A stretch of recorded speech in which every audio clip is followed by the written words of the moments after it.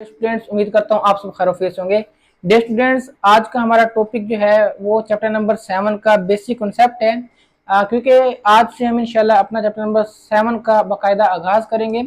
तो उससे पहले बेटा देखें, कोई भी एक्सरसाइज हो या कोई भी चैप्टर हो, उससे पहले जो उसकी एक्सरसाइज से पहले थ्योरी होती है उसको समझना बहुत ज़रूरी होता है, क्योंकि विदाउट कॉन्सेप्ट आपको एक्सरसाइज करना बहुत मुश्किल हो जाएगा। तो लिहाजा सबसे पहले आज हम देखेंगे कि चैप्टर नंबर 7 का जो स्टार्ट में बेसिक कॉन्सेप्ट है वो क्या है। सबसे पहले बेटा हमारे पास एक कार्टेशियन प्लेन होता है, जिसे आप कोऑर्डिनेट प्लेन भी बोलते हैं या सिंपल प्लेन जिसे आप पढ़ते हैं। अब सवाल ये पैदा होता है कि कार्टेशियन प्लेन या प्लेन होता क्या है। तो बेटा टू परपेंडिकुलर लाइंस हमारे पास होती है। एक ये वाली लाइन आपको नजर आ रही है और एक ये वाली लाइन नजर आ रही है, इनको बोलते हैं परपेंडिकुलर लाइन। जब दो लाइंस आपस में 90 के एंगल बनाती हैं तो वो परपेंडिकुलर लाइंस कहलाती हैं। देखें, आप जहां भी देखें तो बेटा इधर भी 90 का एंगल बन रहा है, यहाँ भी 90 का एंगल बन रहा है और यहाँ भी 90 का एंगल बन रहा है और यहाँ भी 90 का एंगल बन रहा है, यानी कि चारों तरफ 90 का एंगल बन रहा है। तो जब टू लाइंस 90 का एंगल बनाती हैं तो वो परपेंडिकुलर लाइंस कहलाती हैं। बहरहाल जब टू लाइंस आपस में मिलती हैं तो बेटा एक कार्टेशियन प्लेन बनता है, जिसे आप कोऑर्डिनेट प्लेन भी बोलते हैं। अब कोऑर्डिनेट प्लेन के टू एक्सिस होते हैं बेटा। ये जो हॉरिजॉन्टल लाइन है इसको बोलते हैं एक्स एक्सिस, ठीक है, एक्स एक्सिस, ठीक है। और ये जो बेटा वर्टिकल लाइन होती है इसे बोलते हैं वाई एक्सिस, ठीक है, वाई एक्सिस। इसको एक और नाम भी देते हैं, इसको एक्स कहते हैं। ये सेंटर को बेटा मैं यहाँ से एंगल को रेज कर देता हूँ, तो सेंटर को बेटा ओरिजिन बोलते हैं, ओ से रिप्रेजेंट करते हैं, और इस साइड को बोलते हैं एक्स डैश। तो ये जो एक्स एक्सिस है इसको बोलते हैं एक्स ओ एक्स डैश, ठीक है। एक्स एक्सिस को क्या बोलते हैं, एक्स ओ एक्स डैश, ठीक है। इसी तरीके से बेटा जो वाई एक्सिस है वाई ओ वाई डैश, ठीक है, इसको बोलते हैं वाई एक्सिस को वाई ओ वाई डैश। ओ यहाँ पे क्या, ओरिजिन, ओरिजिन क्या है, ओरिजिन वो पॉइंट है जहां पे दोनों लाइनें एक दूसरे को क्या करती है बेटा, मीट करती हैं। जी, ये तो आपको कार्टेशियन प्लेन का, कोऑर्डिनेट प्लेन का बेसिक कॉन्सेप्ट समझ आ गया होगा। अब हम देखते हैं कि कोऑर्डिनेट प्लेन में हमारे पास बेसिक चीजें क्या हैं। तो सबसे पहले आप देखें, कोऑर्डिनेट प्लेन के अंदर बेटा 4 क्वाड्रेंट होते हैं। ये जो फर्स्ट वाला इसको कहते हैं बेटा फर्स्ट क्वाड्रेंट, ठीक है। ये हमारे पास जो होता है सेकंड क्वाड्रेंट, और बेटा हमारे पास ये होता है थर्ड क्वाड्रेंट, एंड बेटा ये हमारे पास होता है फोर्थ क्वाड्रेंट, ठीक है। तो बेटा क्या समझ आया आपको कि कार्टेशियन प्लेन या कोऑर्डिनेट प्लेन को हम कितने क्वाड्रेंट में डिवाइड करते हैं बेटा, 4 क्वाड्रेंट में। First quadrant, second quadrant, third quadrant and fourth quadrant. अब इन क्वाड्रेंट का यूज कैसे होता है बेटा, देखें प्लेन के अंदर कोई भी पॉइंट है ना, वो हम ऑर्डर पेयर के जरिए रिप्रेजेंट करते हैं। मैं एग्जांपल लेता हूँ, कोई भी पॉइंट है P, वो उसकी वैल्यू है x और y। तो प्लेन के अंदर कोई भी पॉइंट अगर आपने लोकेट करवाना है तो असल में आपको एक ऑर्डर पेयर चाहिए होगा। अब ऑर्डर पेयर क्या होता है, ब्रैकेट के अंदर x और y की वैल्यू को लिखना ऑर्डर पेयर कहलाता है बेटा।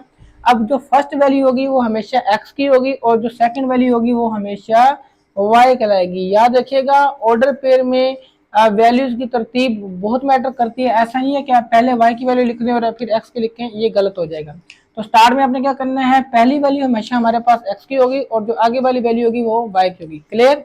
अब देखें, आपको यहाँ पे पता होना चाहिए कि फर्स्ट क्वाड्रेंट में x और y दोनों क्या होंगे, सेकंड क्वाड्रेंट में x और y दोनों क्या होंगे, थर्ड में क्या होंगे और फोर्थ में क्या होंगे, यानी कि x और y की फोर्थ क्वाड्रेंट में वैल्यूज क्या होंगी। तो ये देखते हैं बेटा, फर्स्ट क्वाड्रेंट में x भी पॉजिटिव होगा और y भी पॉजिटिव होगा, इसे कहते हैं प्लस प्लस। सेकंड क्वाड्रेंट में x बेटा नेगेटिव होगा, y पॉजिटिव होगा, इसे कहते हैं माइनस प्लस।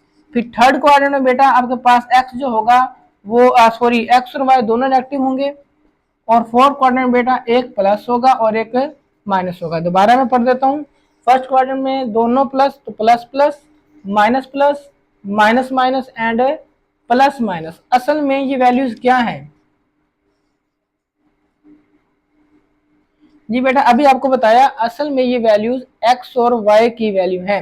तो क्या पता चला आपको, फर्स्ट क्वाड्रेंट में x भी पॉजिटिव y भी पॉजिटिव, सेकंड क्वाड्रेंट में x negative y positive, third quadrant में दोनों ही नेगेटिव और फोर्थ वाले में x पॉजिटिव और y नेगेटिव। ये तो था किस क्वाड्रेंट के अंदर x और y क्या होते हैं। तो उम्मीद करता हूँ कि आपको कार्टेशियन प्रोडक्ट के हवाले से समझ आ गया होगा। फिर भी अगर कोई आपका क्वेश्चन हो तो आप मुझसे क्लियर कर सकते हैं, कमेंट सेक्शन में आके आप उसको पूछ सकते हैं। जी बेटा, उसके बाद यहाँ पे आपके पास 7.1 को शुरू करने से पहले दो बेसिक फार्मूलाज हैं, आप उनको जरूर ध्यान में रखेंगे तो इंशाल्लाह आपकी पूरी 7.1 हो जाएगी। वो कौन से? एक हमारे पास होता है बेटा डिस्टेंस फार्मूला।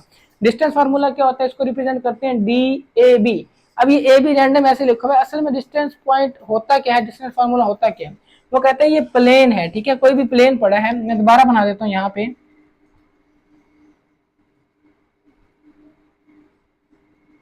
उसके अंदर कोई दो पॉइंट पड़े हैं, फर्ज कर लें एक पॉइंट ये है जिसे आप P कह लें, वो फर्ज कर लें कुछ भी हो सकता है, 2 है और 3 है, और एक पॉइंट यहाँ पड़ा है Q, वो है 4 और 5।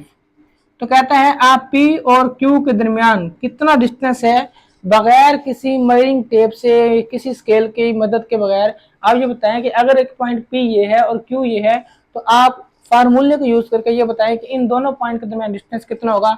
ये हमने यहाँ पे फाइंड करना होगा 7.1 के अंदर। तो उसके लिए आपको बेसिक डिस्टेंस फार्मूला पता होना चाहिए कि दो पॉइंटों का डिस्टेंस फार्मूला क्या होता है। तो ये हमारे पास होता है x2 - x1 का स्केयर प्लस y2 - y1 का स्केयर। बेटा ये आपको याद करनी पड़ेगी वैल्यू, दोबारा सुन ले फार्मूला। फार्मूला सिर्फ आपने याद करना है। फार्मूला एक ऐसी मशीन होती है जिसके अंदर वैल्यू पुट करते जाओ और वो आपको आंसर निकाल के देता जाता है, इसलिए बड़ा मशहूर मुहावरा है put the value get the answer. फार्मूले के लिए बड़ा एग्जैक्ट फिट होता है। तो दोबारा सुन लें, x2 - x1 का स्केयर प्लस y2 - y1 का स्केयर और ऊपर होल का स्केयर रूट। अब यहाँ पे आप लोग पूछ रहे होंगे सर x2 x1 क्या है और y2 y1 क्या है। बेटा अभी आपको मैंने बताया कि ऑर्डर पेयर में पहली वैल्यू हमेशा x की होगी और दूसरी वैल्यू y की होगी। इसी तरीके से अगर पॉइंट P को हम फर्स्ट लेते हैं तो इसका मतलब है ये x1 है और बेटा ये y1 है। इसी तरीके से जो सेकंड हमारे पास पॉइंट होगा उसको भी रिप्रेजेंट कर देते हैं, ये x1 है, ये y1 है। अब आपने सॉरी x1 y1 हो गया तो ये x2 है और ये y2 है, ठीक है। अब आपके पास देखें कितना सिंपल कहानी है, कितना सिंपल पॉइंट है कि x1 भी पता है, y1 भी पता है, x2 भी पता है, y2 भी पता है।